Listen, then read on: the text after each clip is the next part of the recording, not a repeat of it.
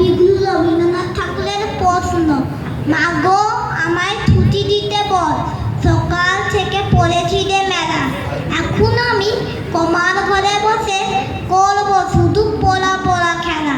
তুমি বলছো দুপুর এখন সবে, না হয়ে যেন সত্যি হলো তাই। একদিনও কি দুপুর বেলা হলে বিকেল হলো মনে করতে নাই।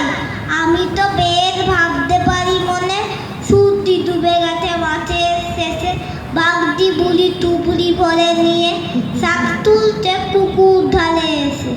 আধার হলো মাধার গাছের তলা, কারি হয়ে এলো দিঘির দোল, হাতের থেকে সবাই এলো ফিরে, মাঠের থেকে এলো কাঠির দল। মনে কম না উঠলো সাদের তারা, মনে কম না সন্ধে হলো যেন, রাতের বেলা দুপুর দেরি হয়, দুপুর বেলা রাত হবে না কেন।